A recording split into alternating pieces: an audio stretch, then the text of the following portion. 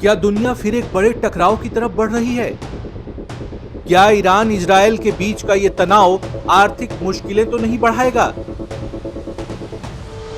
जिस हिसाब से शेयर मार्केट ने रिएक्ट किया है, यह संकेत कहीं आर्थिक गिरावट की तरफ तो इशारा नहीं कर रही।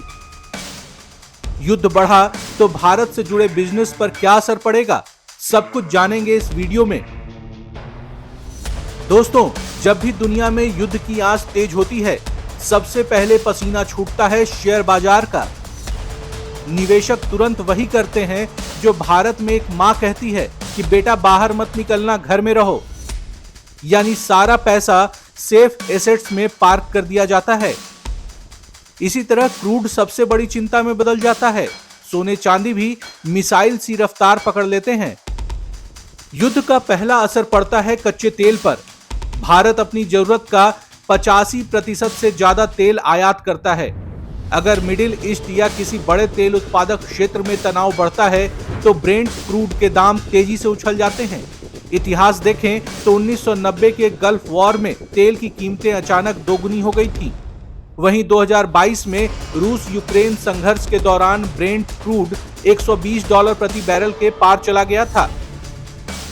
जाहिर है, तेल महंगा मतलब पेट्रोल डीजल महंगा, ट्रांसपोर्ट महंगा, महंगाई चरम पर, और फिर आपकी ईएमआई भी आपको घूरने लगेगी।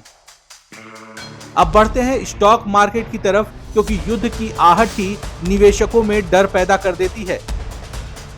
सच ये है कि हर वैश्विक तनाव पर बाजार तुरंत रिएक्ट करता है। एफआईआईज यानी फॉरेन इन्वेस्टर्स अक्सर जोखिम देखकर पैसा निकाल लेते हैं, और जैसे ही विदेशी पैसा बाहर जाता है, सेंसेक्स और निफ्टी को बुखार आने लगता है। हालांकि एक फैक्ट याद रखिए, इतिहास गवाह है कि भारत का बाजार लंबे समय में हर संकट से उबरकर आगे बढ़ा है। चाहे वो 2008 की मंदी हो, 2020 का कोविड क्रैश या 2022 का जियोपॉलिटिकल तनाव। हर बार बाजार गिरा, घबराया, फिर कुछ महीनों बाद वापस नई ऊंचाई छू ली। यानी युद्ध की आंच में भारत का बाजार हिलता जरूर है, लेकिन शॉर्ट टर्म के लिए। अब बात करते हैं उस दोस्त की जो हर संकट में हीरो बन जाता है, और वो है सोना। जब दुनिया में डर बढ़ता है तो निवेशक सेफ हेवन की तलाश करते हैं, और भारत में तो सोना सिर्फ निवेश नहीं, इमोशनल एसेट भी है। रूस यूक्रेन युद्ध के बाद सोने ने रिकॉर्ड हाई छुआ था, और हाल के वैश्विक तनाव में भी गोल्ड ने तेज रफ्तार दिखाई है। इसकी सबसे बड़ी वजह यह है क्योंकि जब शेयर बाजार में डर हो तो लोग कहते हैं भाई सोना पकड़ लो, कम से कम शादी में काम आ जाएगा। वहीं चांदी भी पीछे नहीं रहती। हालांकि चांदी का स्वभाव थोड़ा दोहरे किस्म का है। ये सेफ हेवन भी है और इंडस्ट्रियल मेटल भी। अगर युद्ध में इंडस्ट्री स्लो हो तो डिमांड घटती है, लेकिन अगर निवेशक सुरक्षित विकल्प ढूंढ रहे हो तो चांदी भी उछल सकती है।